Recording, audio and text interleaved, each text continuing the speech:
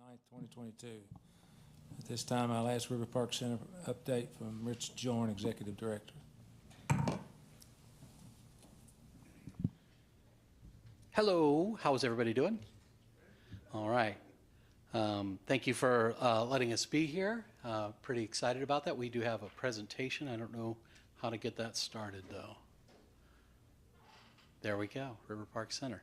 All right, so this is what we've been doing, some of the programs we do throughout the year, Arts Teach Kids, and this is representative of just the last year. So Arts Teach Kids in our educational program, we brought in 11,172 kids with 474 performers and 21 performances. This is the COVID year. This is where numbers are down. So we normally expect our numbers to be up, but this is still pretty decent considering what we had, especially with all the shortage with busing. We've had schools that would drop off a load of kids, run back to the school to pick up another load of kids because they are unable to get the drivers to do the transportation. But even with that, all in all, that's some pretty solid numbers, and we're looking forward to growing in a more safer, healthier year. Our director series basically is any kind of like rock concerts, country concerts, anything that's outside of a resident user group, or educational programs, or the Broadway series. And again, you see those numbers there, 26 performances, and the number of people we had, again, a lower number given that we had so many shows that we weren't able to do or shows that were underattended due to the pandemic. Our Broadway series, we only had 2 Broadway series. I know you may recall there were 2 that were canceled the day of. I mean, their trucks were in the dock and unloading, and they decided to cancel the shows the day of. So, which we're doing everything we can make sure that that never happens again. And one was definitely COVID related, and the other one was, the best we could tell, was a union, non-union negotiation between the Actors Equity Union and the company that they work for, Networks, out of New York. But we were the big losers out of that one. We've got, you'll see later what our Broadway season is coming up next year. Resident user groups, again, this is the Symphony, the Fine Arts Festival with the OPS, Owensboro Dance Theater, Encore Musicals. You know, we're so proud to have our resident user groups with us. We're so delighted that we're able to support them and give them a place to perform. And again, these numbers will be higher in a normal year, but still really decent. Additional programming, we opened up this year the Ghostlight Lounge and Downtown Live, and these are 21 and only functions. The Downtown Live is kind of our, once Friday After 5 left us, we decided not to be empty, so we continue with our programming with Downtown Live.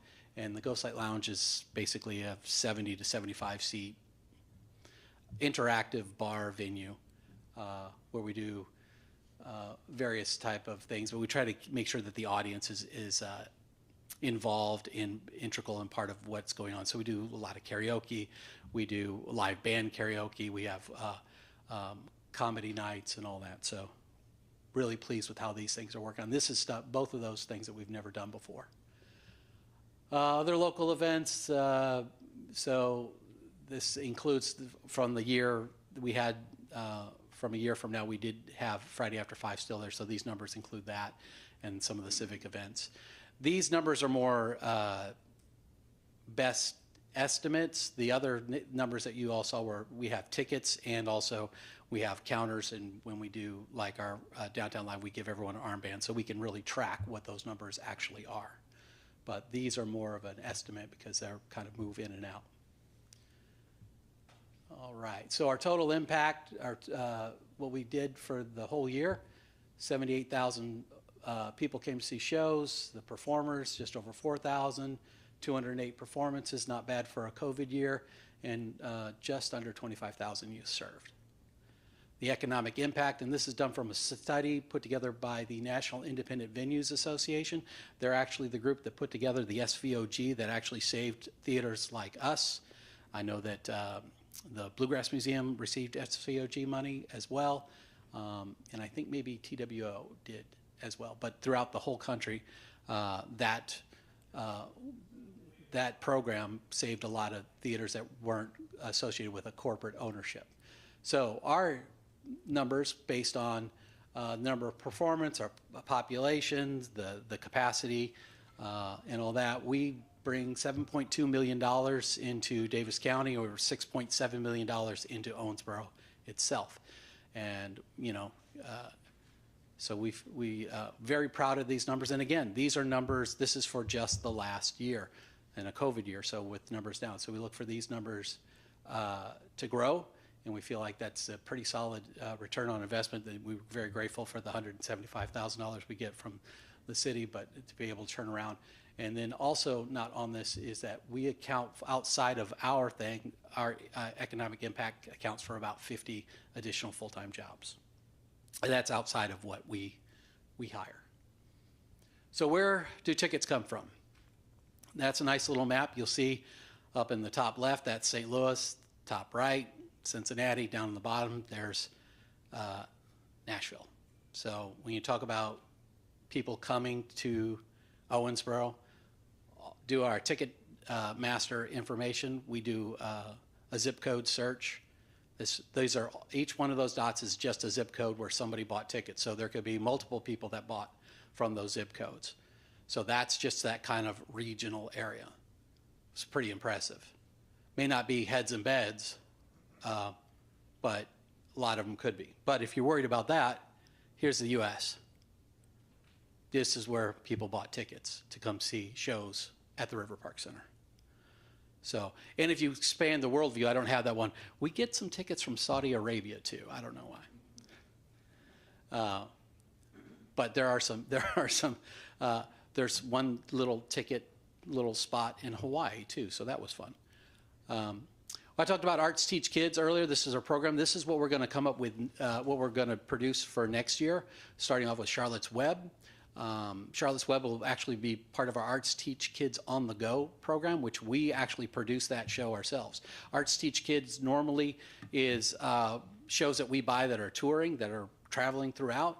Arts Teach Kids on the Go is a show that we'll produce and put together and let it play at the River Park Center, and then afterwards we'll send it out to surrounding area schools that that may not have the means, especially with the busing and the problems, transportation in the education system right now.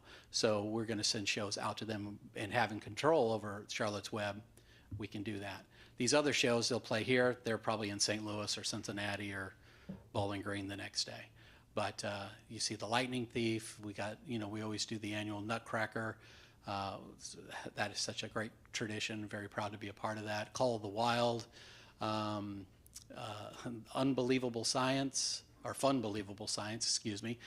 Junie B. Jones, we're going to skip that last one there a little bit, and the next one and go right to the Magic School Bus. The one I skipped is the Mona to Sleep play, which we are producing. So there is a festival that we're putting on. It'll be February 24th and 25th with another group collaboration that kind of was born out of Leadership Owensboro. And at the same time where they were coming up an idea how to honor this man, I was looking for a way to honor this man that we didn't know who he was. When I got the tour, when I first came here, I'm a transplant, so when I got the tour, no one mentioned Moneta Sleet, and I kind of found him through various Google searches and wanted to do an educational show about a local hero. That man right there is the first African American to ever win the Pulitzer Prize. So I was shocked that the amount of people that don't know that he was born and raised here. His first camera that he ever held, that he ever owned, was given to him by his parents. I think he was like 9 or 10 years old for his birthday. So we're going to tell his story. He was basically the eyes of the Civil Rights Movement. He won the Pulitzer Prize for taking the photograph of Coretta Scott King during Martin Luther's funeral holding their daughter. It's an amazing story. He also has great pictures of, like I said, again, the Civil Rights Movement, but entertainers of the time, royalty in foreign lands. The man traveled the whole world, and he's one of us. He's ours, and so we want to make sure that everybody knows his story. We found Jeremy Gillette. He's going to be our playwright to put it together. He's also actor. Various accolades that he's had in the past. He's performed written and performed one-man shows before. Has been honored at the Kennedy Center, and just very, very proud to have him on board. So this is our next season coming up. Tomorrow night, if you can get a ticket, because we're about 1,300 sold right now, Ted Nugent. It'll be loud. It'll be great. It'll be a great show. Then we doing on Friday in Canto, free movies right there on the river. If it rains, we'll move it right on inside.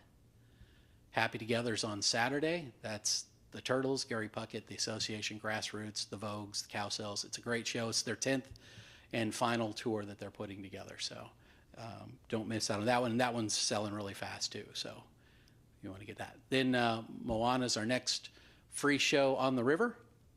Then we're going to do Wizard of Oz on the 26th.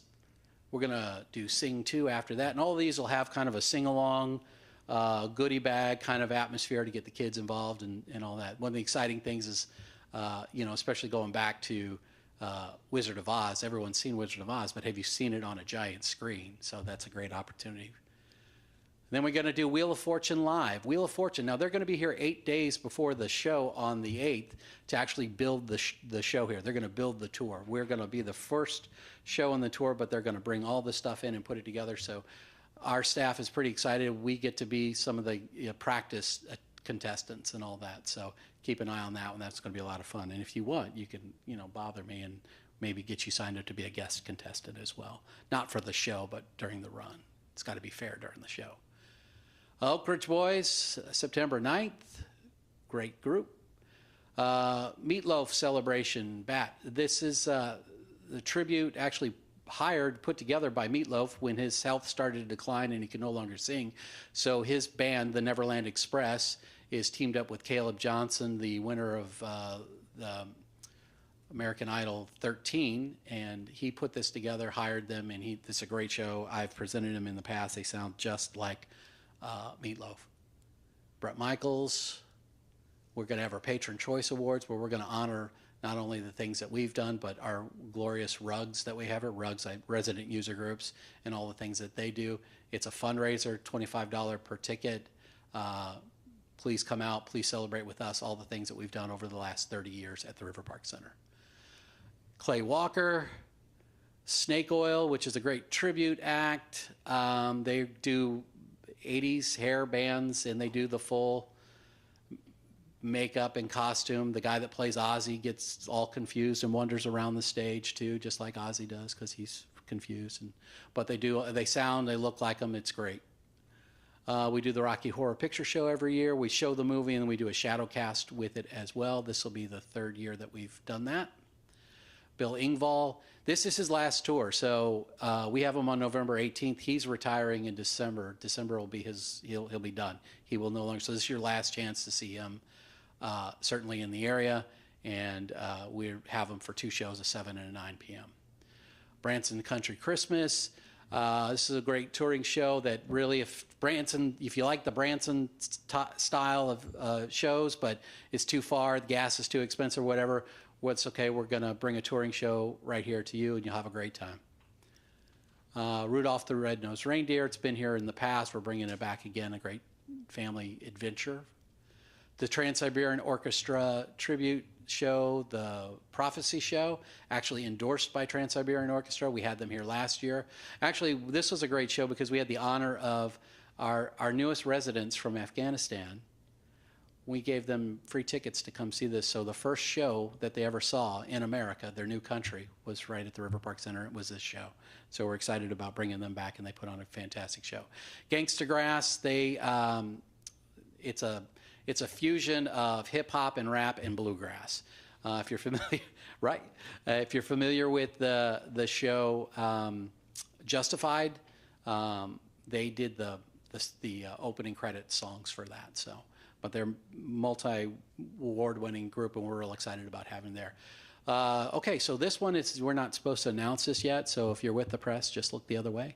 The Postmodern Jukebox, look them up on YouTube. It's fantastic. They do all these wonderful modern songs, but they do them in kind of a jazzy, speakeasy kind of style. They have their own very extensive YouTube page with all the stuff, all the various songs that they've done. You'll sit and burn a lot of hours just falling in love with this group. So then we have the Kentucky Headhunters with special guest Confederate Railroad. Again, we're not supposed to announce this until after Hank Williams plays at Hank Jr. plays at Beaver Dam. So look away. You never heard this from me.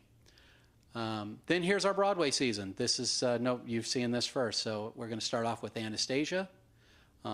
Great, big costume, big visuals based on the animated film by Disney. Stomp, everyone knows the Stomp group. Delighted to have them come back. First time ever at the River Park Center is the Simon and Garfunkel story. So it is the story of their lives, how they came together and how they came up with the music, told in a Broadway musical style format. And then, you know, definitely in my top 2 all-time favorite musicals, Jesus Christ Superstar. So that'd be our Broadway series. So, and throughout the year, and I was talking to agents this morning, we'll add more shows when we have dates available. What people don't realize is that within all that you saw, we do everybody's graduations, we do all the proms, we do weddings, we do all the other resident user groups. So it's hard to find good dates, but we do the best we can, and we're going to keep pushing and keep adding as we go along. And that's the end of my presentation. I'd be happy to answer any questions anybody may have. Thank you. Any questions from the commission? Okay. Well, thank you all very much for your time. I appreciate it. Thank you. Next item on the agenda is the Pavement Management. Dirk Duper, Assistant City Engineer, is going to run this ship right now. Yep. Good afternoon, Commissioners and Mayor. Good afternoon. I'm Dirk Duper with the Engineering Department and talk to you about our pavement management program. They probably can't hear you unless you get a little closer to the Okay. mic, Dirk, or get it, please. Hopefully this sounds better. Thank you. All right, we have 2 types of streets, and we have 244 miles of asphalt streets. Of this, we have 24.5 miles of arterial streets, such as J.R. Miller, 36.5 miles of streets that are called collectors, like Byers Avenue, seen in this photo, and we have the rest are 183 miles of local neighborhood streets. And we also take inventory of the 22 miles of concrete streets, and these are also local streets on like Fernwood Drive that was rebuilt a couple years ago.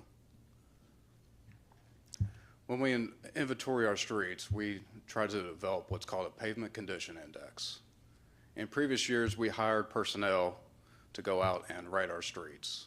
They go out and they gather the data in-house, and then they generate a report. The challenges we had were hiring seasonal help during the summer months. That's usually because we got college interns, and they got a limited window between May to August. And sometimes you get some data inconsistency with just using college kids because everyone's going to judge a street a little different. But this year we decided to upgrade to using mobile equipment. And we hired a consultant that drove all the streets in the city of Owensboro, and they inspected all the distresses. We got very good data consistency using this program. The consultant was Stantec, as seen in this van right here. They have 2 lasers, one in the front and one in the back. And the laser just shoots down to the street, and it's able to pick up any distress that is driven on the road. And you had 2 guys, one that drove and then one that sat in the computer. That the person that was driving identified also the distress that they came up as well, and the guy on the computer in the back was able to type it all in. They were able to, and some of the distresses that they detected, you know, they looked at cracks,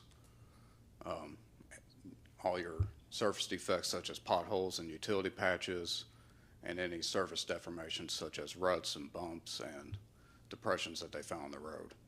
They did it for both the asphalt and your concrete streets. After that, after they were able to generate a pavement condition index, these, for every street segment between block to block, they get a rating from 100 to 0. Just like in school, 100 is a perfect rating, 0 is a failure. And every time a stress was rated, it lowered the pavement condition index. And anything below 70, that's when the engineering department will then go out and review the street and select it for potential paving or concrete rebuild.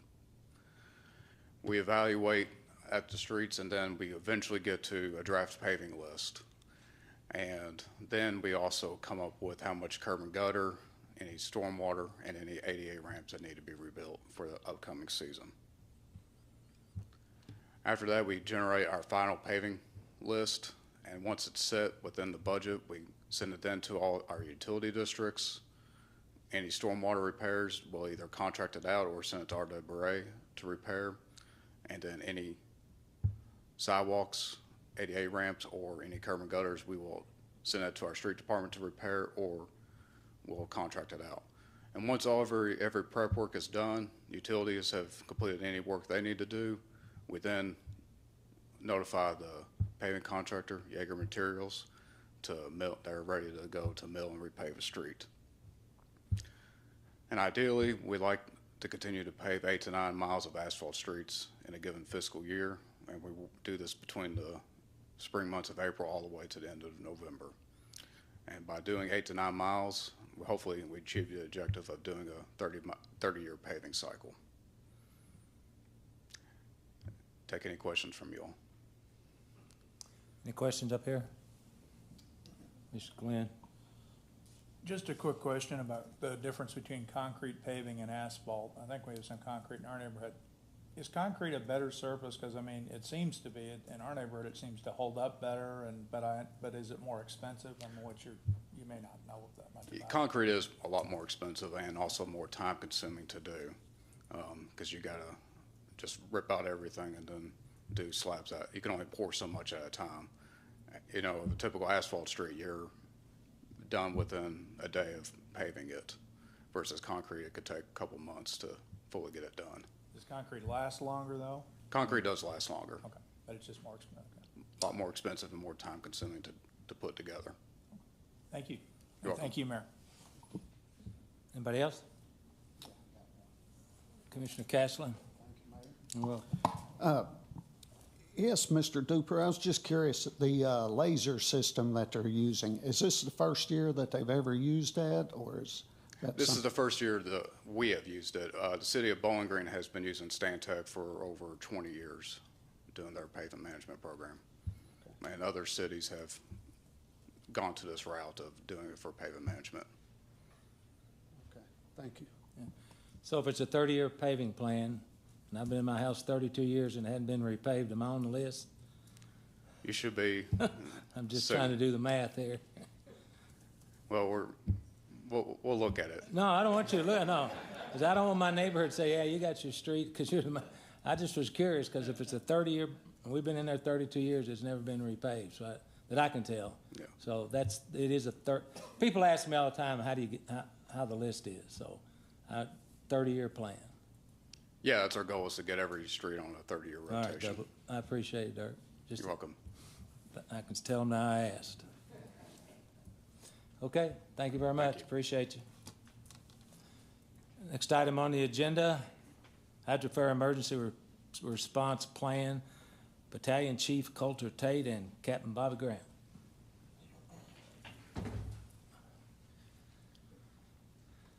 Mayor, Commissioners, thank you for your time. We're just going to go over the safety planning meeting that we've put together for our agency.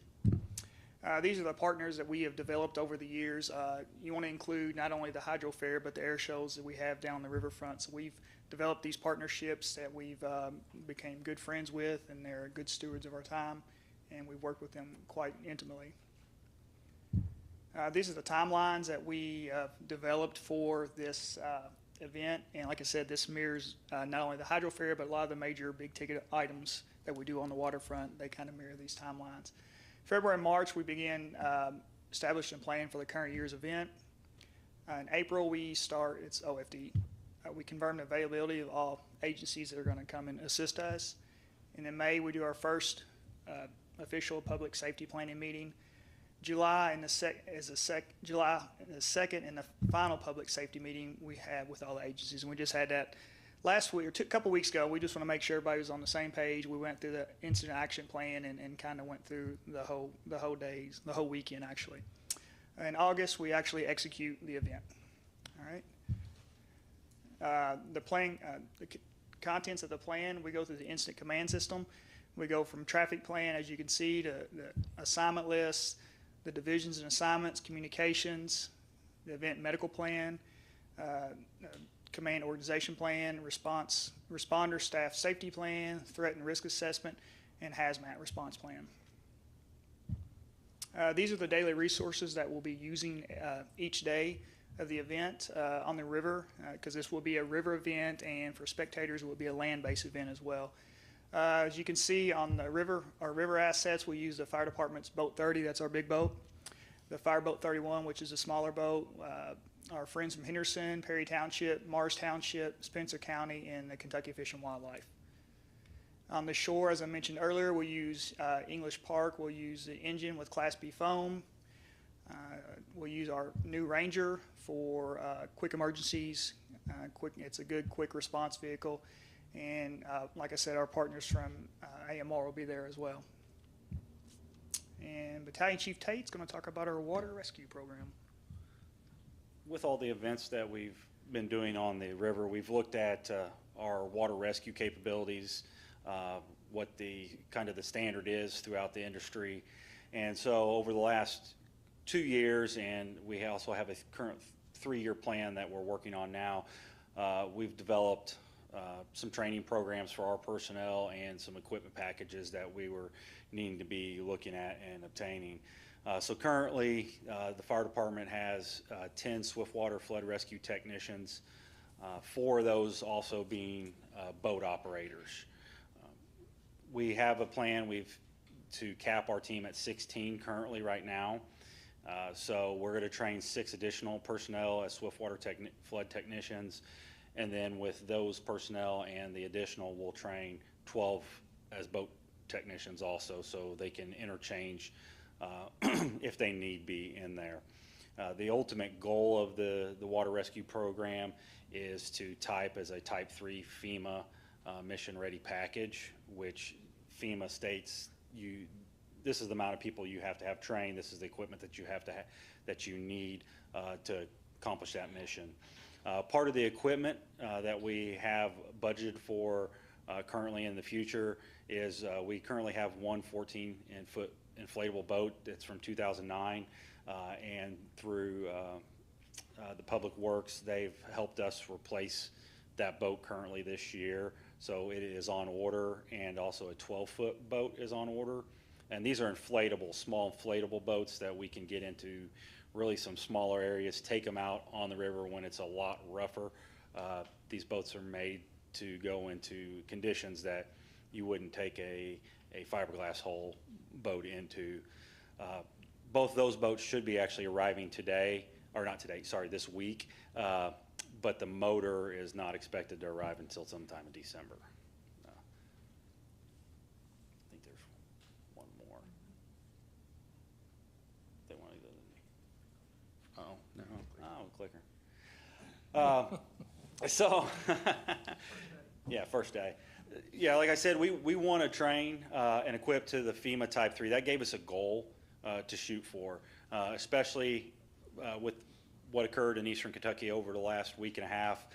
They still have FEMA and state assets that are still deployed over there because of the flooding that did occur and the possibility of additional rainfall coming. So we want to be able to provide that service here inside the city. If we do have a flood event, go ahead and have those trained personnel and equipment here for us to be able to handle those types of incidents, so we're not having to wait for outside additional resources to come in. But really the overall goal is to provide for, of course, the security, quality of life, and health of all of our citizens and visitors through training of our personnel, equipping them to be able to complete the mission of the Owensboro Fire Department as it's stated in front of you. Does anybody have any questions? Questions? We're not smart enough. Thank you all. Next item on the agenda is the Hydro Fair update. Tim Ross, Public Events Director. Thank you, Mayor, Commission. Tim Ross, Public Events Director. And so we're giving an update on Hydro Fair that's coming up. We start loading in just about 8 days from now. It's hard to believe it's middle of August already, 8 days from now. But what Coulter and Bobby were going over quite easily involves a lot of time and a lot of work.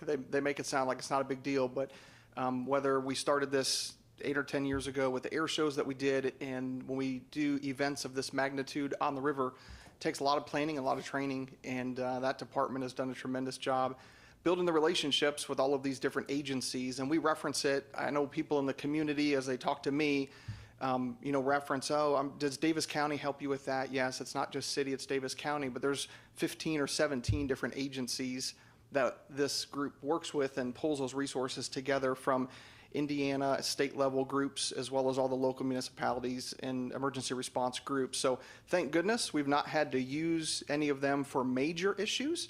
There's lots of little issues that happen behind the scenes of issues that they still respond to, but they've got a great plan in place. So if there is a major issue, they can respond to it. And I'm proud to be a small little piece of that as they develop it, to know that if something would happen, they've got it covered. So they make it sound really easy, but it's very extensive with what they go through. So I want to give them credit and kudos for that. But Hydro Fair loads in, like I said, about 8 days from now. Excited to have the boats back on the water again. August 20 and 21 are the actual days of the event. The 19th is when it kind of kicks off, when the teams get in, finish their load in, and start practicing. So here's just a quick intro for you.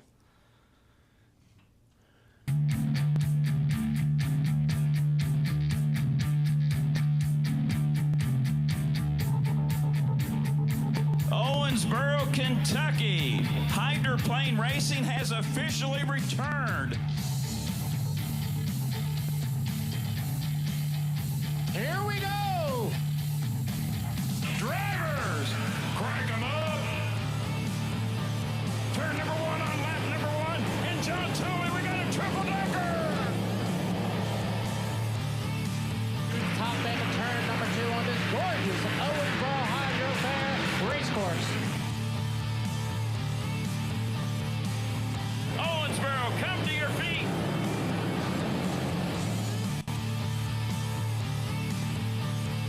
Owensboro, you're back in the hydroplane spotlight. So that's just a little teaser about what's coming up race weekend. Again, it returns August 19 through 22nd. That's a typo on my part. August 19th through the 21st. So again, Friday the 19th, teams start coming in Thursday. Randy and his crew starts getting the docks and all the equipment set up Wednesday.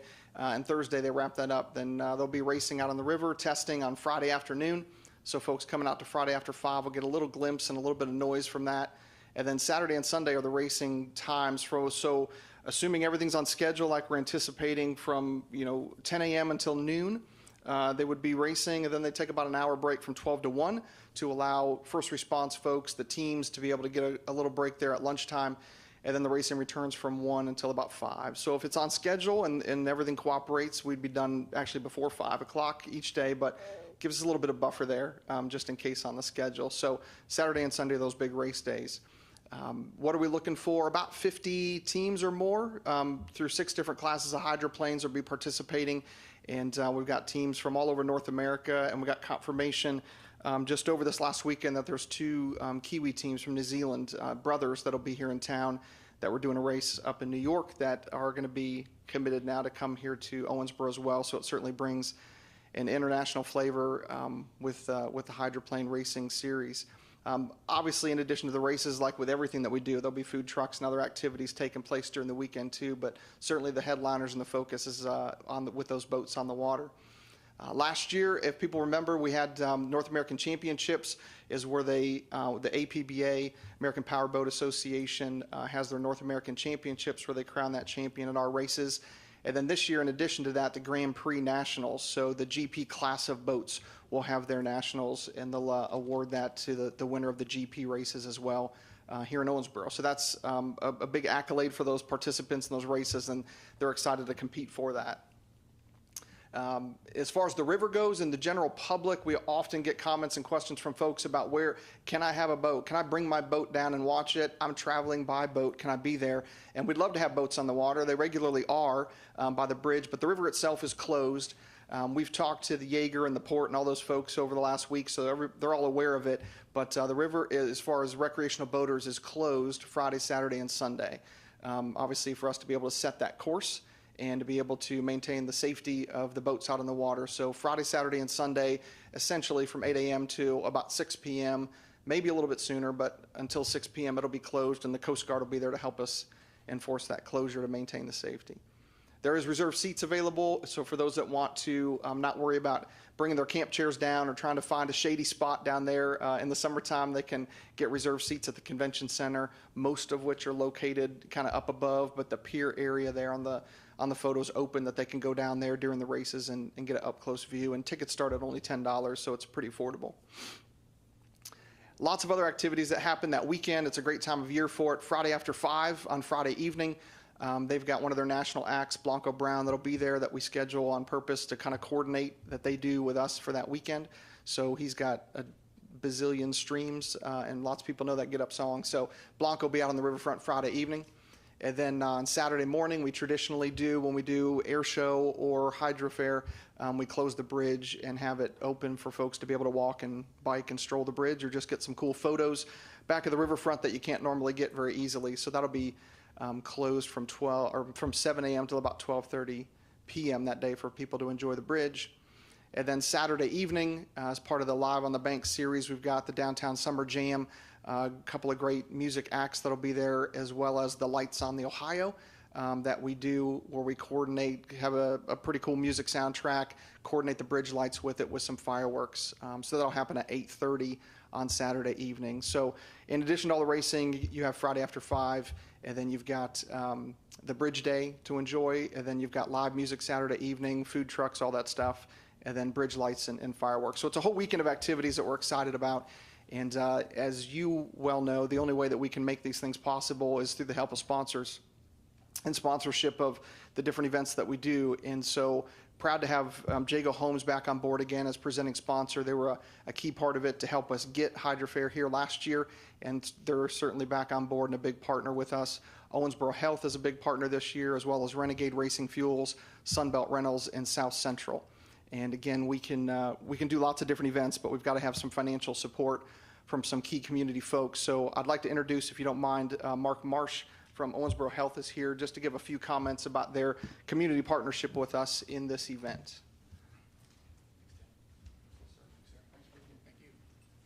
You state your name and address for Yes, the sir. record, Mr. Billboard. Good afternoon, Mayor, Commissioners. As Tim said, just want to say thank you for allowing us the opportunity. I have the pleasure to see many of you down there along the riverside in most weekends, and so it's been really special being a new person here in the last year now, just to see the great offerings that you offer throughout the community. It makes you have a lot of pride in what we have to offer in Owensboro. It makes a big difference for us as we're trying to recruit advanced things, whether it's healthcare or anything else, but the community is a big aspect of that. And so, again, I just want to say thank you. This was really intended for that. It's been a pleasure to see it firsthand. Obviously, I don't want to let Scott Jago as a neighbor outdo us too much, but unfortunately, we'll have to play second fiddle on this one. But it's been great. And so Tim, thank you for giving us the opportunity to be a part of this. And so got a small little token of appreciation and just help support. And I'll leave this in closing. We just rolled out our 2-year strategic plan, and I'll be sharing that more with you in the months to come. But one of those pillars is really partnering with the communities. And so as I've shared with you and I committed to you in our annual report, is you're going to see a lot more visibility out of Owensboro Health in different ways. And I think it's so important, is the part of the fabric, is we have to be out there visible, not just in our monetary values, but out there really rolling up our sleeves. And so just thank you for what you do every day, and we couldn't do it without you. But appreciate you guys, and thanks for the opportunity. Thanks. Thank you, Mark. Thank you, Mark. I appreciate it. Thank you. Yeah, and Owensboro Health is a good partner with ours. They have been throughout the whole time we've been doing these signature events. Air Show, they've always participated in that emergency response side of the world, and they help coordinate when air evacs are coming and going, things like that. So we love having Owensboro Health, and we appreciate your partnership. And that's all I've got as far as an update for the event. Again, just about 8 days away. We'll get the noise out on the river again for the weekend. And it looks like river levels, I know people comment on that from last year. Mother Nature certainly was the controlling factor on what we had last year, which is the nature of the river. You know, I dealt with that the first year I was here from July 4th, and it was still down at English Park, and we had river flooding that affected our July 4th. So at this point, in spite of all the rain that we've had, they're still projecting the river to continue to drop a little bit over the next 10 days, which would be great. So that's our update, and happy to answer any questions that you might have.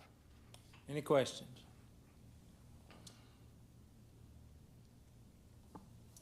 Tim, it takes a lot to put something like this together, and appreciate your help, and really welcome Owensboro Health on board. I appreciate that.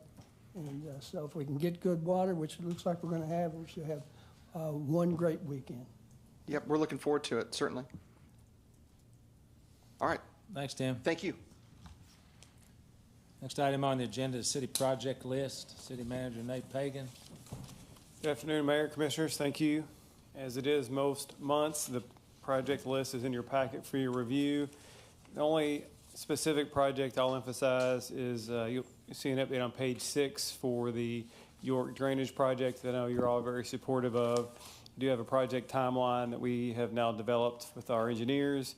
So the project essentially will be designed over the course of the winter. We anticipate bidding that project in early April. So that project now has a timeline that you'll see on page 6. Other than that, staff is happy to answer any questions you might have. Any questions? Commissioner Sanford. Yes, Nate. How are we with the Cravens Pool improvements? When will that actually be completed? That's a good question. If Amanda could perhaps, or someone step to the podium while I'm giving a brief answer. We did bid that project. Unfortunately, we did not get any bids responsive to that first proposal, so we are going back now to reevaluate and probably have to rebid that under a different structure. It was originally bid as a design build project, but unfortunately, we got no bidders whatsoever. It's a great summary, Nate. I did contact a couple of contractors I expected to bid the project, and both stated they would be happy to bid, but the timeline was an issue for them.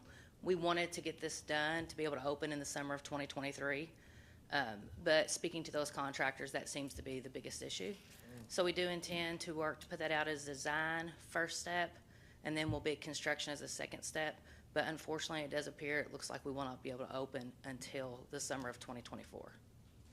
You know, we had talked about this problem, and we had maybe suggested that we set up some kind of transportation for the folks in that end of town to get to Chautauqua. Did we ever try that? You know, the first year that we had the issue, we offered that.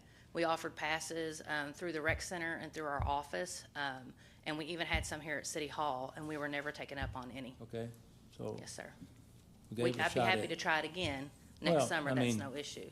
I understand. I just was, for the questions that are going to come, I'm just making sure that, for the record, we did try it. And yes, sir. No one was really wanting to take advantage of it. I guess maybe publicity or whatever it was, social media, maybe they just didn't follow through with it. But okay, that's what I was curious about. Okay.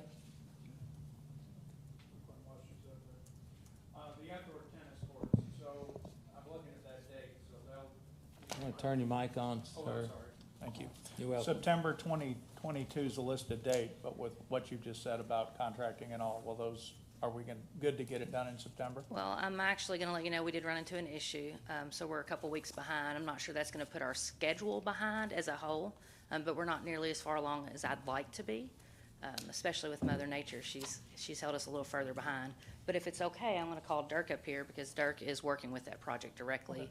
And he could probably speak in a little more detail to his anticipated completion date. Thank you. Bob, we actually have a completion date officially of end of October for the tennis courts, and right now we've had just extremely wet weather, and I hadn't noticed. Gee, it seems so dry. So that's impacted any of the, because that's where they were at, was on the grading of the soil. And then we got some utilities we got to relocate that were not in the correct spot from the previous Well, we're not building. too far, we're not too far away. This is gonna be delayed a year or something. It's not delayed a year, no. That's So we're wonderful. just about 2 months from now, we should have 3 new tennis courts. Awesome. Thank you both. You're And thank you, Mayor. And doesn't it sound, the thing, estimated completion September 22? That's what it says on this. That's, I'm reading it right. Well, that was kind of, I'd say Just more a of a best ballpark. case ballpark, and then, but we officially got a contract with Danco to be done by Halloween this Okay, year. Good. All right, thank you. I have one question for the staff. Where are we on the possibility of moving the transit out of over here where our buses hang out? We had talked about that maybe 2 years ago. Yeah, and- I believe that's come up multiple times, even predating many of us. So Yeah, it's really right. not a project that's on the radar at this point, Mayor. Okay. Nothing is designed or budgeted or imminent, I guess I should say. All right. Okay, anything else? Hearing nothing, all in favor, I'll make a motion to adjourn. All in favor indicate by saying aye. Aye. All opposed? We're out of here.